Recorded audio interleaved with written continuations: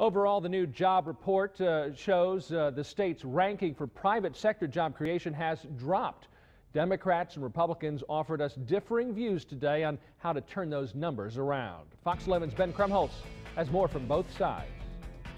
As the leader of two manufacturing companies, John Dykema is interested in tax reform possibilities. It's why he showed up at this manufacturing roundtable in Appleton, organized by Republican Congressman Reed Ribble and Tom Petri. You can't fix a debt problem by cutting things. You have to grow the pie and increase the number of people that are paying taxes.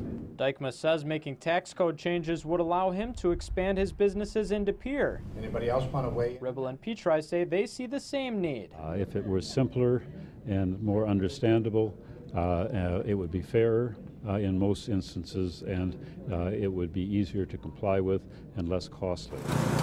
Eliminating those costs could free up resources for companies to expand. New numbers from the U.S. Bureau of Labor Statistics show Wisconsin is falling behind in that department. The state currently ranks 44th in creating private sector jobs. It ranked 42nd in June and 37th last March. An awful lot of companies in the area that I represent are desperately looking for employees. The difficulty they have is finding people with the skills that are required to operate those machines. Some Democrats don't see it that way. The atmosphere right now, it's really sad. Randy Bryce with the Iron Workers Local 8 says creating public works projects is the source of more jobs. He says Ribble and Petri's roundtable is an example of Republicans being too concerned with the wealthy. The only people that they want to have a decent amount of money are these so-called job creators.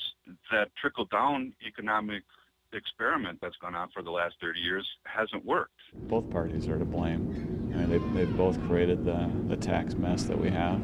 Ribble and Petri say they'll bring suggestions back to Washington in hopes of finding a solution. In Appleton, Ben Krumholz, Fox 11 News.